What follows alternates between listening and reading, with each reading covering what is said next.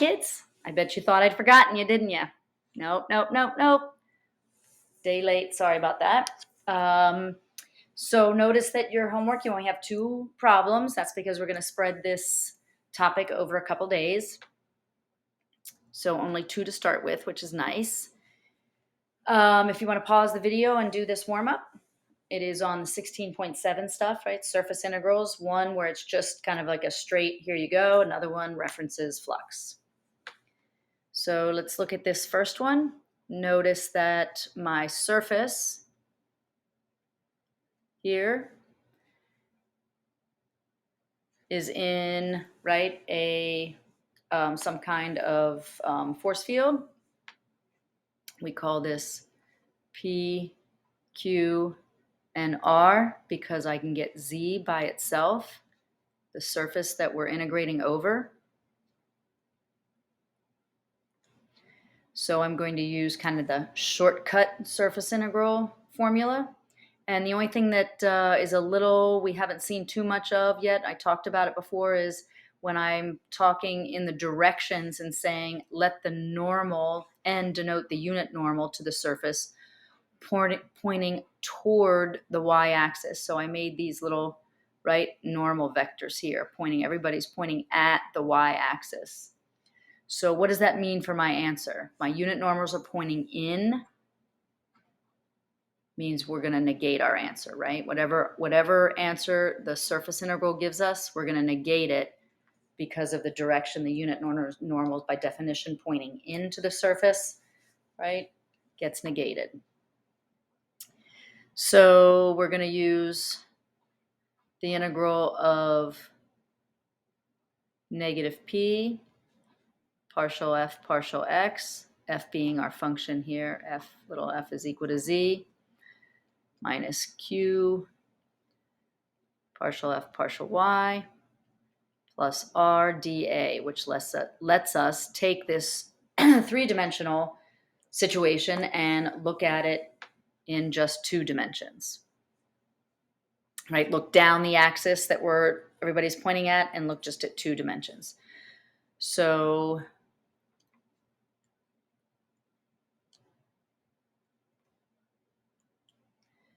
negative yz, and partial f is going to be that, right? Bring down the 1/2, square root of the middle, and multiply by negative 2x. So the 2's are going to cancel out.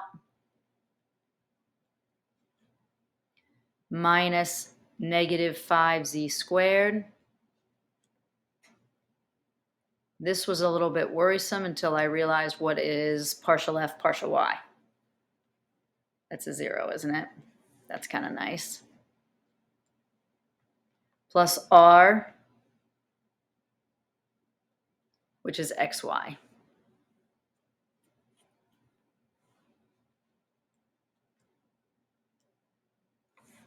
So the one nice thing that I said already that we've got is this middle term zeroes out, right? Times this 0, so that's bye-bye. This is a positive xy. Notice that this is negative y times negative x with a z right here. But what is z equal to? Right? 4 minus x squared, so bye-bye. So you have a positive xy and another positive xy, so you have 2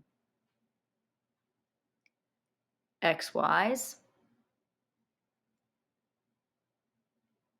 And if I do this dy dx, right, can you see that in the, right, dy, when you're looking dy, what are my bounds going to be? 0 to 5, right? That's what they gave, because that's what they gave us. But what about the x's? The x's are going to go from 0 to 2, right? 0 to 5 and 0 to 2. So this isn't too bad, right? I trust you if you do that integration, and you're going to do the integration and you're going to get 50. But what can't you forget to do?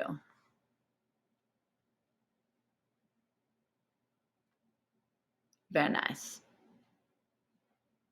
All right, I'm going to erase this so I have room to do the other problem.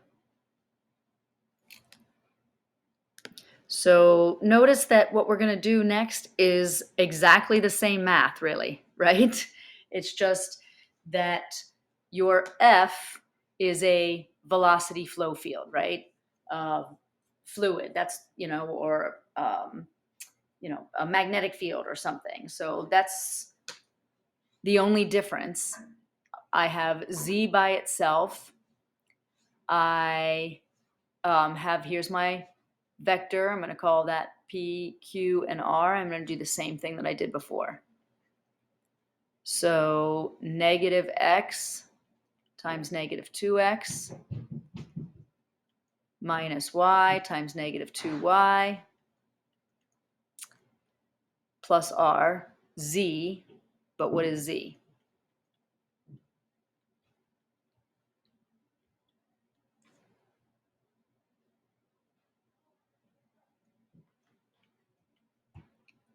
So this is 2X squared. This is 2Y squared minus an X squared minus a Y squared. What do you end up with?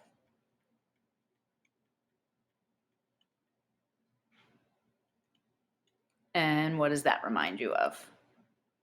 Yeah, let's go to polars.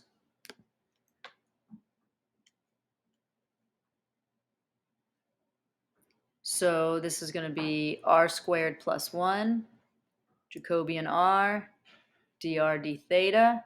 My R goes between 0 and what? Right, 0 and 1. And then you're going to go all the way around 0 to 2 pi. Again, I trust you to do this integration.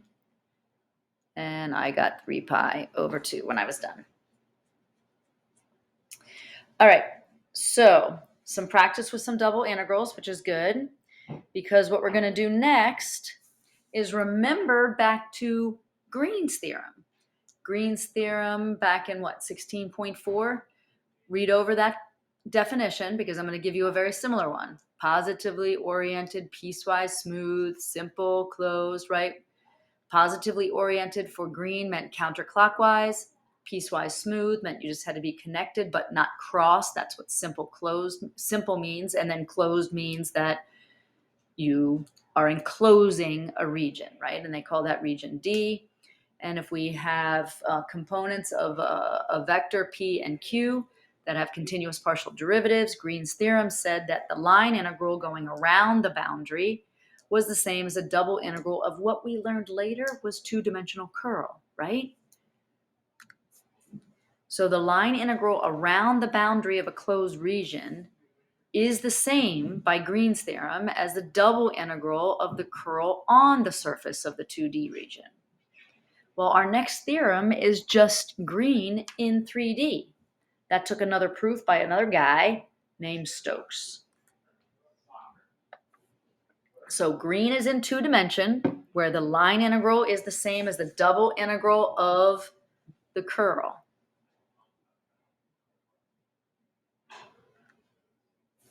So Stokes says if S is a piecewise, smooth, simply connected, orientable surface, right? Which means just we don't have a Mobius strip. And it is bounded by a simple closed curve.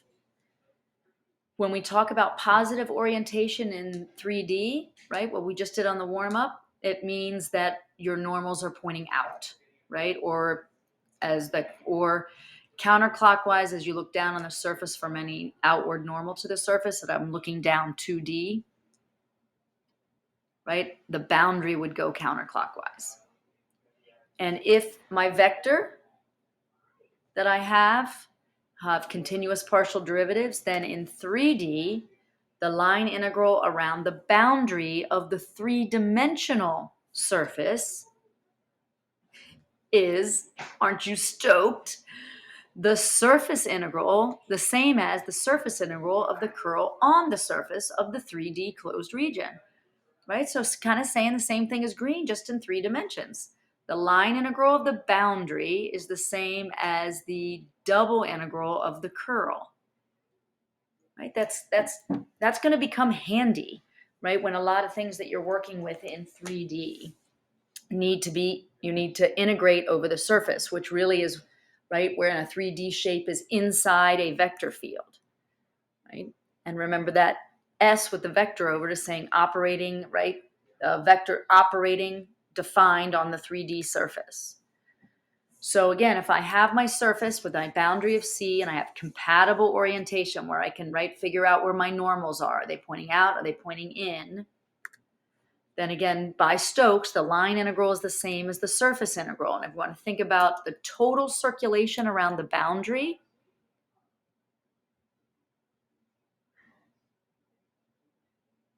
right? So line integral around the boundary, Stokes proved, is the same as all the little individual curl, right, circulating around the boundary, is the same as taking all the little teeny curls on the surface and adding them up. That's kind of crazy. But since the curl is the gradient dot, oops, sorry, this should be capital F.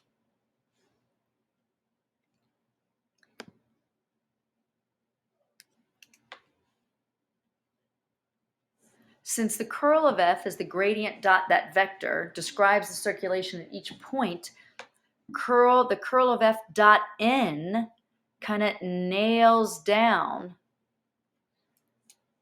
this, right? Nails down everything to the surface, right? So you're staying on the surface right there. You see what I did with that vector? Pretty cool, right? So by Stokes, line integral around the boundary is equal to the surface integral of the curl on boundary of the surface on the surface. And we talked about this being an unwieldy notation. So we kind of popped out the vector n here, right? So the vector popped off the surface S and popped on here. We are still doing a dot product though. And then also, we also get rid of this now, don't we?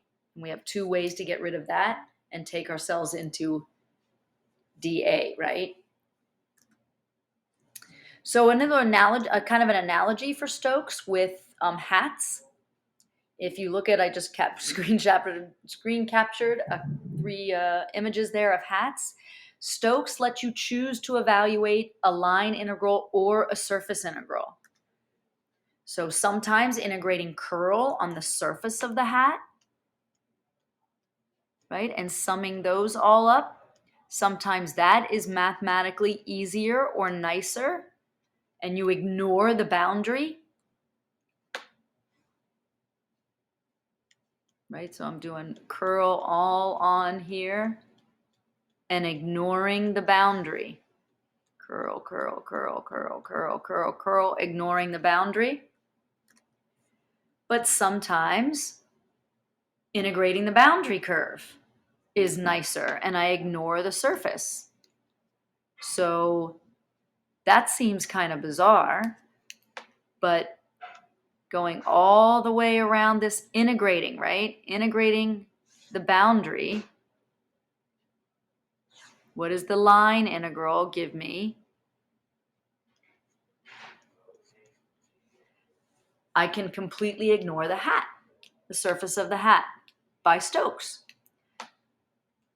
So I have a cute little website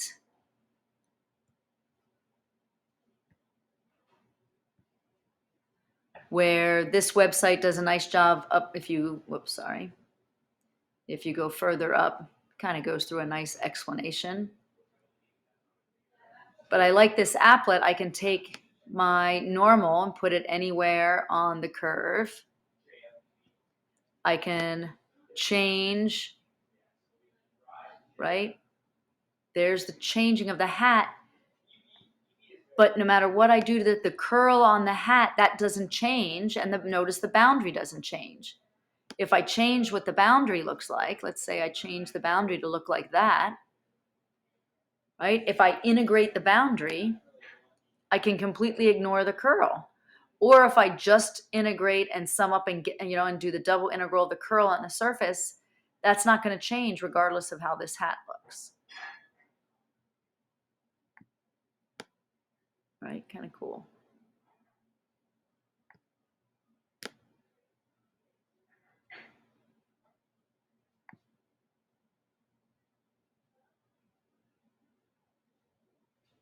Right, so boundary, brim of the hat,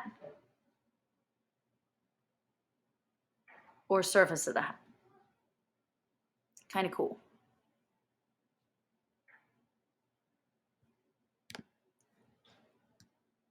All right, so let's try one. So use Stokes' theorem to evaluate the curl.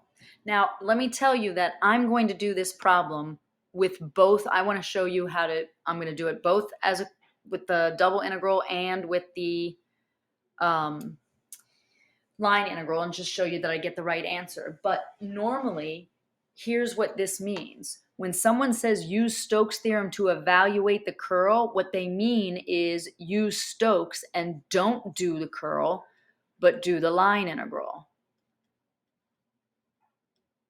Conversely, if it said use Stokes' theorem to evaluate the line integral, what they mean is don't do the line integral, use Stokes' theorem to turn the line integral into a double integral of the curl.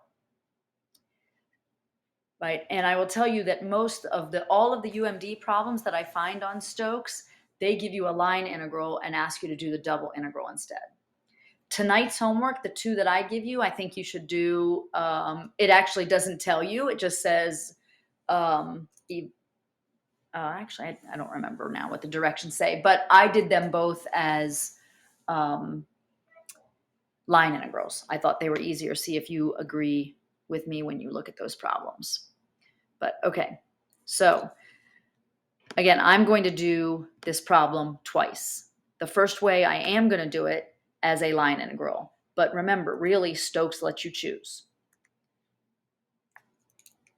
So the line integral means that I have to get a parametric, right? I have to parametrize the boundary. So I'm ignoring the hat, right? Ha ha ha. So I'm going to ignore the hat. Mathematically, look at me ignore the hat. Do you see what I did? So I have R of t, right? I'm parametrizing, right? The surface, the hemisphere. That's a hemisphere with a radius of 1, right? So cosine t, sine t, 0. That's me ignoring the height. Ignoring, I'm only focusing on the boundary here, right? Not the hat. That's why k is 0. Then I took the derivative, r prime. Then, so that's my boundary. Now I'm going to incorporate my vector field.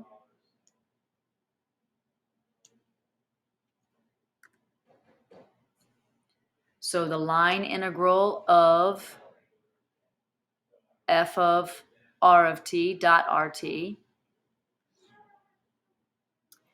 And I tell you the answer is negative 2 pi. Because, right, I'm going to get the line integral, and I'm going to go around that circle from 0 to 2 pi, traces it once. We only want to trace it once, right? And I get negative sine squared t minus cosine squared t dt. So that, of course, floats out your negative 0 to 2 pi of 1 dt. And that's where I got the negative 2 pi. All right. So next, I'm going to do the same problem, but I'm going to do the surface integral, right? So I'm going to keep the hat and ignore the brim, ignore the boundary. So this time, I am going to notice both whether you do the line integral or the double integral, you have to incorporate the vector field, right? So here's me using the vector field, and then also you're using the surface, right? Whereas when you're doing the line integral, you're using the vector field and the boundary, right? So the curl, right? Here's the definition of the curl. And because I can get z by itself, I could use this dot product, right? So the curl, right, is this the determinant here of partials with P, Q, and R. There's P, Q, and R. And you do that math. I don't have it here, right? I just gave you the answer. See if you get the same. I got 0, 0, -2 when I did my work here, right? Because P is Y, -X, and Z. Then I computed the partial of F with respect to X and Y, negated both of those, and then had 1. And now I'm going to dot product the curl.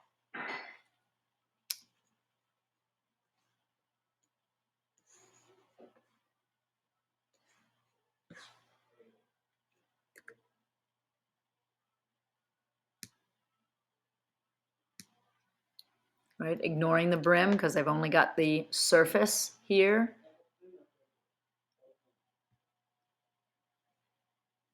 And I'm so stoked I got the same answer. Right, the dot product here, hopefully you can see, negative, who cares? Who cares? And 1 is going to be 0 plus 0 minus 2, which is -2, and that's how I got that. I osmosis it out and then say, oh, hold up, I don't actually need to integrate anything, right? When I look, right, when I look down at the 2D image, that is just a circle with a radius of 1. So I didn't actually integrate. Right? So stoked. Let's try another one. So use Stokes' theorem to evaluate the curl integral, where I have, sounds pretty intimidating, right? A sphere lying inside a cylinder. So what's my boundary? This, right? I'm ignoring the surface and I'm only looking at the boundary. What's my boundary inside here?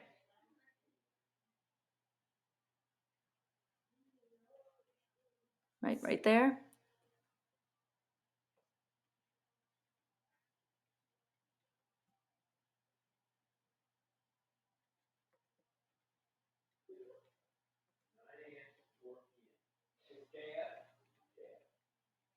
Right? Since I'm inside bound, the smaller is the inside of the cylinder. There's R of t, R prime of t.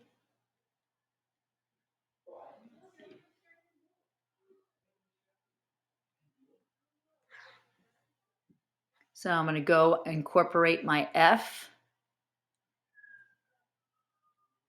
F of R of t is going to be X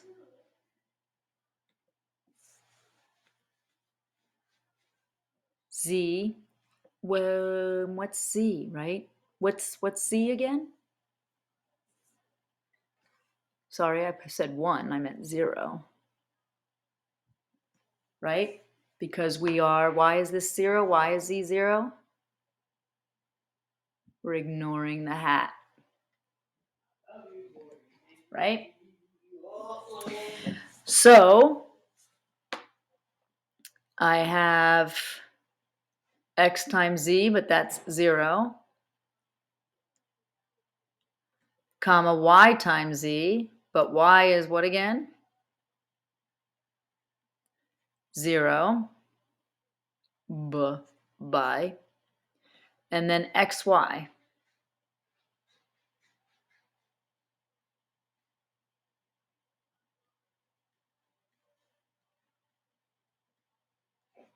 And I'm going to dot that with negative sine t. Actually, who cares? Cosine t, so who cares? Hey, wait, What's this dot product going to be? 0, right? So integrating nothing gets me nothing, right? Gee, I did all that work for... Oh, I forgot that I wrote that. Other.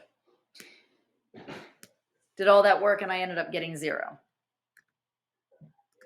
So silly. Got 0. All right. So I'm going to do the curl, but what answer had I better get? Right. I'm going to integrate the curl, not Stoke that I did that work and I got 0. So let's do this again. This time I'm going to do the surface integral. So I'm going to look for the curl, but look what happened when I got the curl. So I'm done, right? Because I don't need to bother finding anything, I don't need to bother finding this when my curl was 0, because I'm going to integrate dot something with a bunch of zeros, so I'm still going to get 0, right? So again, just maybe verify with P being xz, yz, and xy that you got 0, 0, 0. I'm stoked I got the same thing. I don't know that either one of them was particularly shorter or longer than the other, but that's right. In reality, you're going to be given a choice, and it's just by experience whether you decide, should I do the line integral or should I do the curl integral? But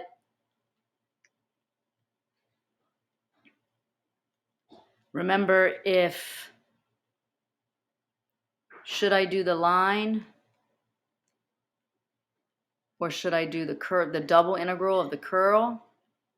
Really, what you're asking yourself is which one of these things are easier or harder to do, right? Remember, you pretty much are always looking at, can you parametrize a boundary? Can you parametrize the boundary? And then when you parametrize the boundary, how difficult is that to integrate?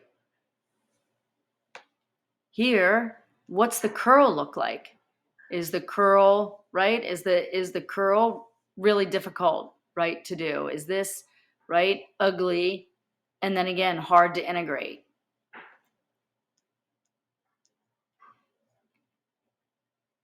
Right? How many things have we done so far in this entire course where you're like, oh, I can't integrate this way, so I learn a way to transform to a different way to integrate, right?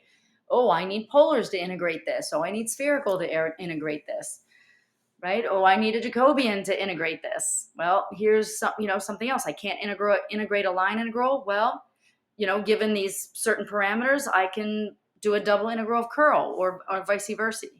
So, another thing with line integrals, what if you were given a cube to integrate, right? Oh boy, that's a terrible cube. If you're given a cube, that'd be a little, think about how many lines that would be to do every boundary. Now you have a number of surfaces as well, but you've got less surfaces than you do lines, right? So it could also not be a matter of what's difficult to integrate or impossible to integrate, but just what's shorter to integrate as well, right? So again, the problems tonight, I did both of them with line integrals.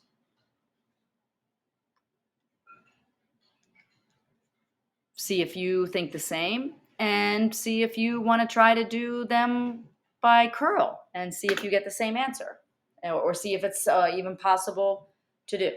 Okay? So, again, sorry I didn't get this to you on Friday. I'm sure you were devastated. And I hope you have a good weekend, and I will talk to you soon. See ya.